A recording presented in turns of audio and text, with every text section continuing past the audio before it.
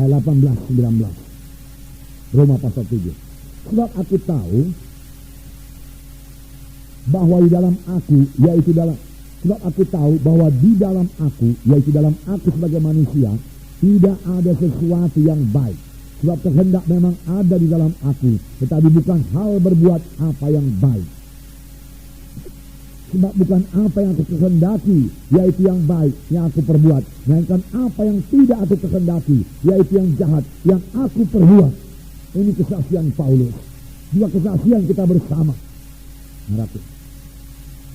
Apa yang jahat, apa yang tidak baik, itu yang aku perbuat. Mengapa, saudaraku? Karena kita masih di bawah hukum dosa, saudaraku.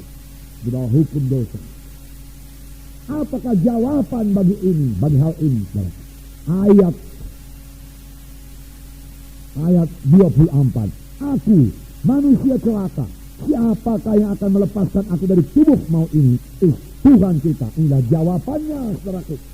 Kemudian pasal 8 ayat 1 berkata, demikianlah sekarang tidak ada penghukuman bagi mereka yang ada dalam Kristus Yesus. Roh yang memberi hidup telah memerdekakan kamu dalam Kristus dan dari hukum dosa dan hukum maut.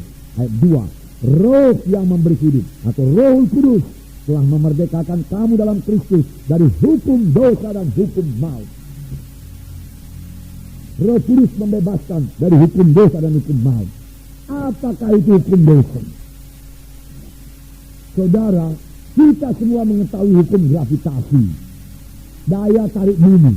Kalau saya lempar ini ke atas, jatuh ke bawah, berarti. Nah, saudara, karena ada hukum gravitasi, berarti. Ya. Saudara, hukum dosa juga demikian. Kita mau berbuat baik, jatuh kepada dosa. Kita mau berbuat baik, jatuh kepada dosa. Apakah jalan keluarnya? Apakah yang membebaskan kita daripada hukum dosa itu, saudaraku? Di sini dikatakan, Roh Kudus, dikatakan, memerdekakan kamu daripada hukum dosa. Hanya satu pembebas, saudaraku, yaitu Roh Suci, saudaraku. Roh Suci menyebabkan saudara hidup menang terhadap dosa. Tidak perlu lagi jatuh bangun, saudaraku. Itu sebabnya semua kita perlu dibaptiskan dengan Roh Kudus.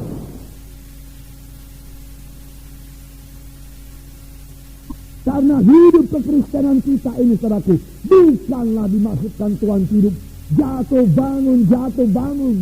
Tetapi Tuhan mau kita hidup berkuasa melawan dosa, saudaraku. Tuhan mau kita hidup suci, saudaraku.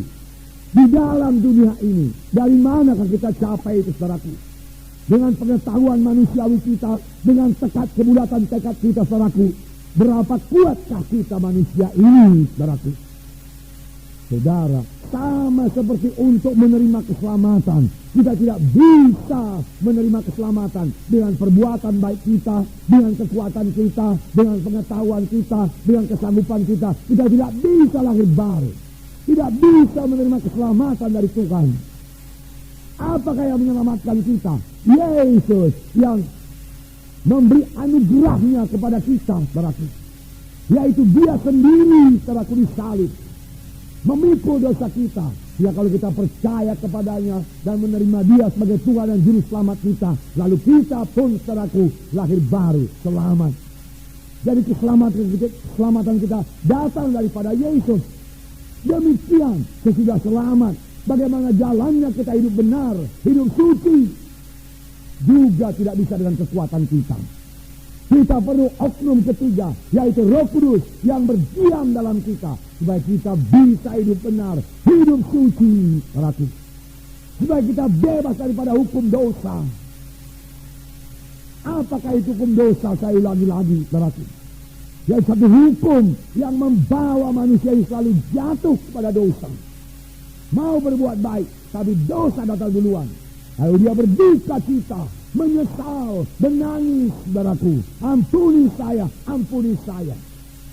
Lalu Tuhan mengampuni, memberikan darahnya menyucikan kita. Lalu damai Tuhan kembali lagi, persekutuan kembali lagi, saudaraku. Tidak merasa sukacita. Berapa waktu kemudian jatuh lagi kepada dosa, saudaraku. Nah, saudara yang kasih dalam nama Yesus, bagaimana kita menang terhadap dosa ini, saudaraku? Bagaimana kita bebas dari hukum dosa ini, saudara? Saudara yang kasih dalam nama Yesus, Roh itulah yang membebaskan kamu dari hukum dosa. Roh Tuhan membebaskan kita daripada hukum dosa itu, saudaraku. Saudara yang kasih dalam nama Yesus, ini perlunya baptisan Roh Kudus. Ini perlunya baptisan Roh Kudus, saudaraku. Jadi terutama untuk diri kita lebih dahulu. Saudara, apakah kita sudah dibaptiskan Roh Kudus tidak bisa lagi jatuh kepada dosa? Bukankah Daud sudah penuh dengan Roh Kudus telah berkata, kami jatuh kepada dosa? Bisa, tetap bisa jatuh kepada dosa. Tapi kita tidak di bawah hukum dosa itu lagi. Saudara, kita sudah merdeka dari hukum dosa itu. Kalau kita mengetahui hak kita ini, kita sudah merdeka. Kemudian dosa datang dan kita melawan dosa itu, saudaraku, kita mesti menang. Kita mesti menang. Roh Kudus sudah memerdekakan kami, memerdekakan kami dari hukum dosa dan hukum maut, yaitu Roh Kudus. Haleluya, saudara. Mereka telah oleh kuasa. Tanpa kuasa itu mereka tinggal kecil saja, saudaraku. Padahal Tuhan telah memberikan kuasa itu kepada kita. Menjadi saksi Yerusalem, Judea, Samaria, hingga sampai ke ujung bumi. Nah, jadi itu pertama sekali, saudaraku, baptisan Roh Kudus kepada kita. Bila kita menang terhadap dosa, bila kita hidup benar, hidup suci, terima baptisan Roh Kudus. Setelah kita terima baptisan Roh Kudus, penuh senantiasa dengan Roh Kudus. Kalau sudah penuh dengan Roh Kudus, dalam beroleh kuasa untuk hidup benar, untuk hidup suci, saudaraku. Kalau sudah penuh dengan Roh Kudus, dan sudah baca firman Tuhan, saudara menjadi mengerti firman Tuhan ini.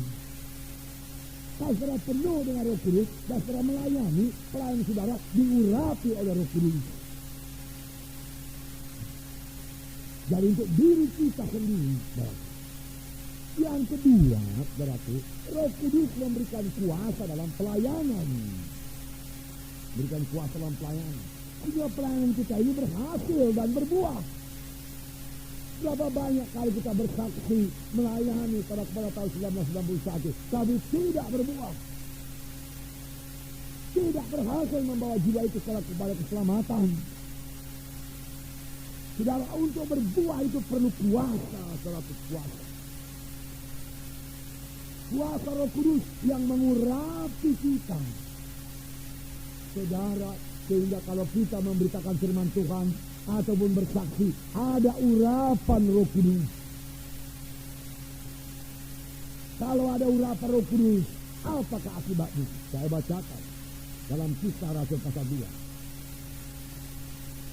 Kisah Rasul pasal 2 ayat 37. Saudaraku, ini Petrus yang berkhotbah. Saya bacakan. Ketika mereka mendengar hal itu, hati mereka sangat terharu. Lalu mereka bertanya kepada Petrus dan rasul-rasul yang lain, apakah yang harus kami perbuat, saudara-saudara? Nah, saudaraku, di sini Petrus berkhotbah. Dia berkhotbah pada hari Pentakosta.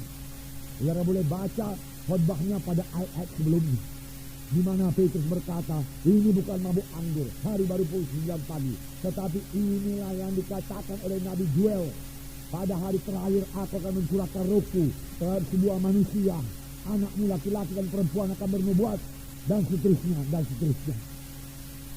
Akibatnya bagaimana? Di sini dikatakan, ketika mereka mendengar hal itu, hati mereka sangat terharu. Mengapa hati mereka sangat terharu? Dan mereka berkata, apa yang bisa kami perbuat? Apa yang kami perbuat? Saudaraku, mereka terharu karena ada kuasa Roh Kudus dalam pemberitaan Petrus. Ada urapan Roh Kudus dalam pemberitaan Petrus. Roh Kudus yang menghidupkan firman Tuhan itu membuat hati mereka terharu dan mau bertobat. Sehingga mereka bertanya, kalau begitu, apa yang perlu kami berbuat ini? Apa yang perlu kami perbuat ini? Dan Petrus menjawab dalam ayat 38. Jawab Petrus kepada mereka, bertobatlah dan hendaklah kamu masing-masing memberi dirimu dibaptis dalam nama Yesus Kristus untuk pengampunan dosamu, maka kamu akan menerima karunia Roh Kudus. Sebab bagi kamulah janji itu, dan bagi anak-anakmu, dan bagi yang masih jauh, yaitu sebanyak yang akan dipanggil oleh Tuhan Allah kita. Saudaraku, ayat 41, orang-orang yang menerima perkataannya itu memberi diri dibaptis, dan pada hari itu juga jumlah mereka bertambah kira-kira 3.000 jiwa. Saudaraku, mereka bertobat 3.000 orang. Mereka terharu oleh kuasa Roh Kudus, oleh kuasa Roh Kudus. Nah, saudara kita dalam nama itu, kita perlukan pelayanan seperti ini, saudara. Yang membawa jiwa-jiwa mereka terharu, mereka berduka cita, membuat jiwa-jiwa mulai memikirkan keadaan jiwanya. Kemana aku? Kemana aku? Oh, binasa aku orang berdosa ini. Apa aku berbuat sehingga aku berdosa selamat? Tobatlah dan beri dirimu dibaptis dalam nama Tuhan Yesus. Lalu kamu akan beroleh anugerah Roh Kudus. Petrus sendiri mengatakannya, setelah kamu memberi dirimu dibaptis, bertobat dan memberi dirimu dibaptis, lalu kamu akan beroleh anugerah Roh Kudus. Lalu kamu akan dibaptis dengan Roh Kudus. Baptisan Roh Kudus. Baptisan Roh Kudus. Baptisan Roh Kudus. Kita melihat pelayanan Tuhan yang sangat berkuasa, berarti. Dan Tuhan melayani sesudah dia dipenuhkan dengan Roh Kudus. Pada waktu umurnya kira-kira 30 tahun. Sebelum itu, saudaraku, Tuhan tidak melayani, saudaraku. Tidak melayani dalam pelayanan yang membawa jiwa-jiwa kepada pertobatan, keselamatan. Tidak. Banyak di antara kita sudah melayani di bawah umur 30. Tetapi Tuhan Yesus pada waktu umur 30 tahun baru dia mulai melayani. Kenapa? Karena pada waktu itulah Roh Kudus turun atasnya, berlembaga sebagai seekor merpati. Sesudah Roh Kudus turun ke atasnya, atau kalau bagi kita sekarang, sesudah kita dibaptis dengan Roh Kudus, barulah kita mulai melayani. Akibatnya bagaimana? Orang berbondong-bondong mengikuti Tuhan Yesus. Yang sakit disembuhkan, yang terikat bebas, yang lumpuh berjalan, mujizat terjadi, tanda ajaib terjadi. 5.000 orang mengikuti Yesus pada satu waktu. Dan setelah 2 hari mengikuti Yesus, hati Yesus tergerak oleh belas kasihan. Lalu Tuhan Yesus berkata, berilah mereka itu makan. Dan pada waktu itu Filipus belum dipenuhkan dengan Roh Kudus. Andreas belum dipenuhkan dengan Roh Kudus. Murid-murid yang lain belum dipenuhkan dengan Roh Kudus. Mereka tidak tahu mujizat Tuhan. Dan mereka berkata, bagaimana memberi makan di padang belantara ini? Uang 200 dinar tidak cukup untuk memberi makan mereka semua. Tidak cukup. Dia katakan.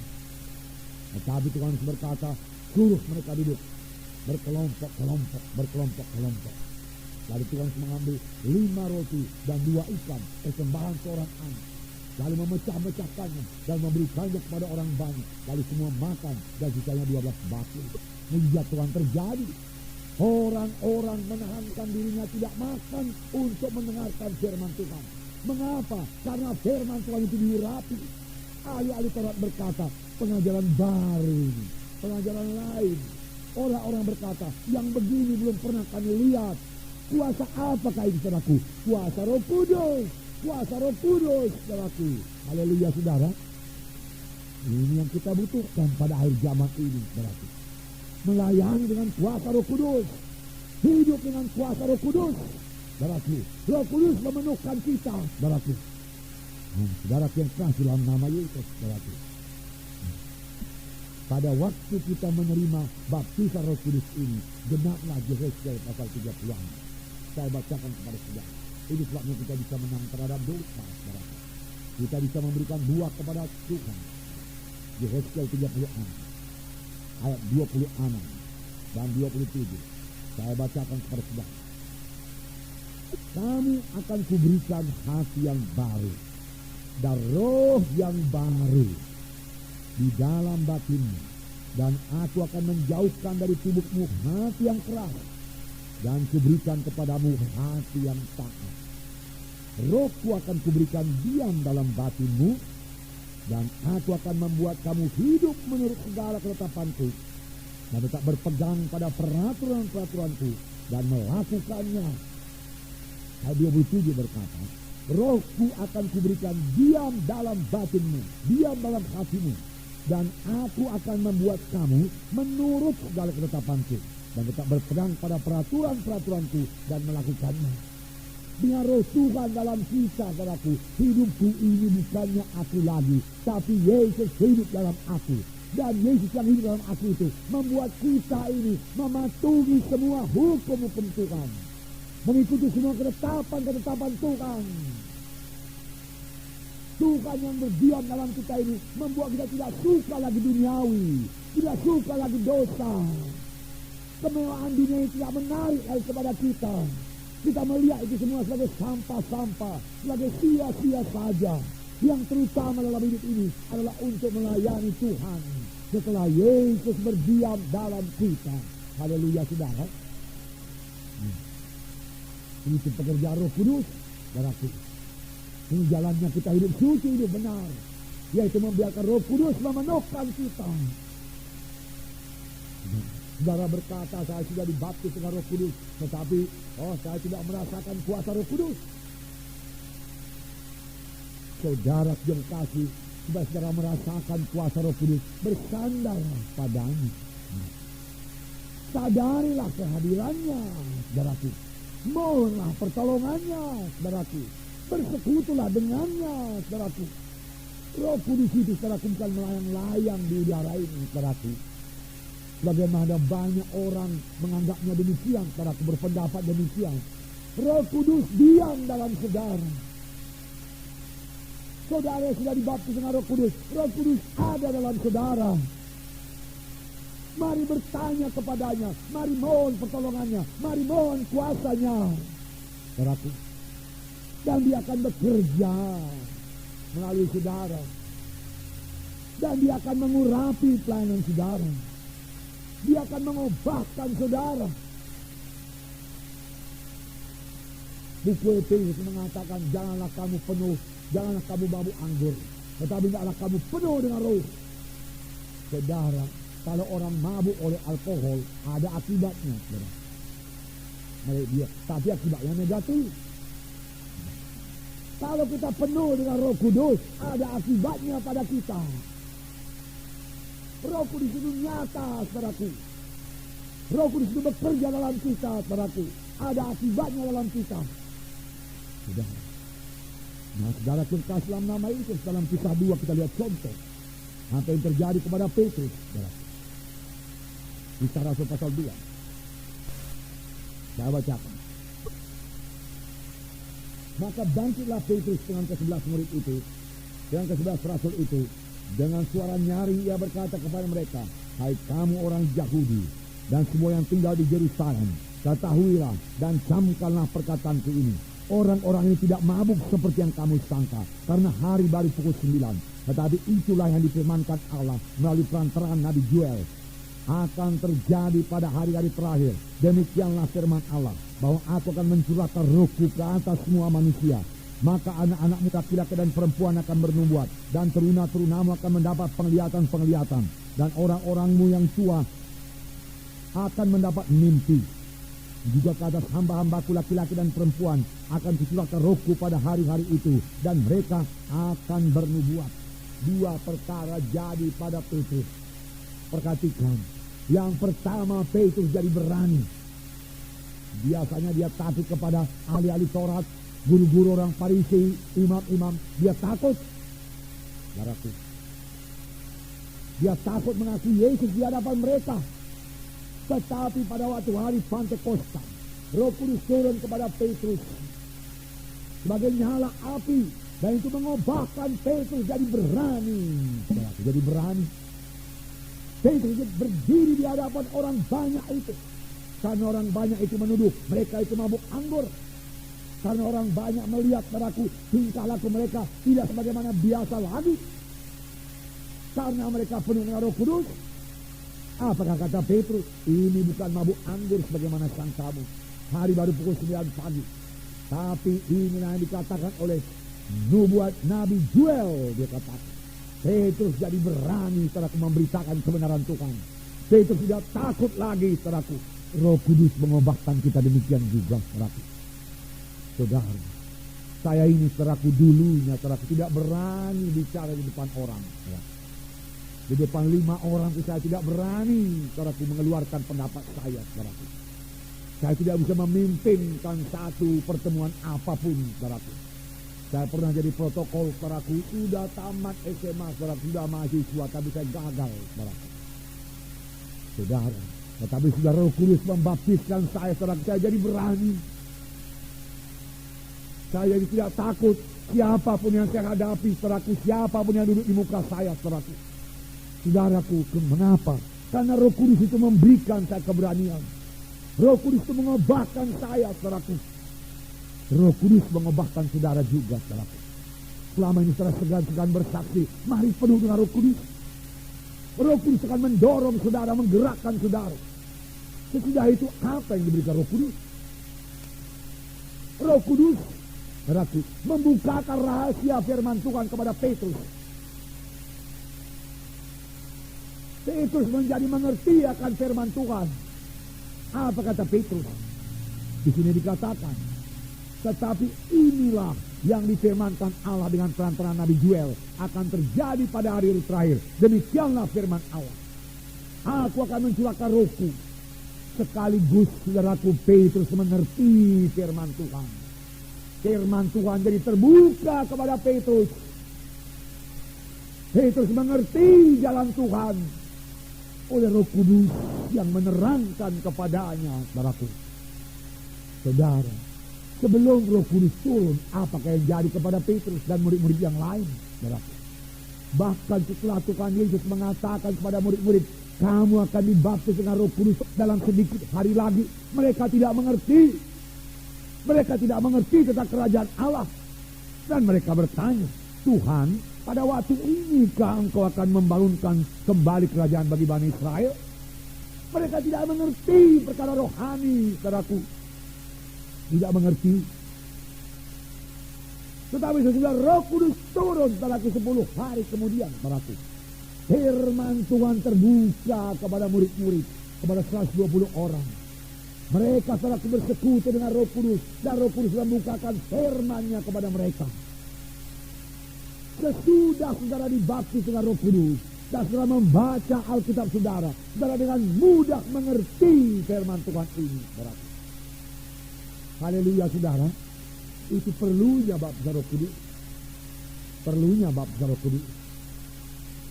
Saudaraku, dari mana saya tahu jalan Tuhan ini, saudaraku? Dari mana, saudara? Siapakah yang mengajari saya, saudara? Dari manakah kami belajar, saudaraku? Dari Roh Kudus. Roh Kudus membukakannya kepada kami. Kapan kami baca firman Tuhan, Roh Kudus bicara.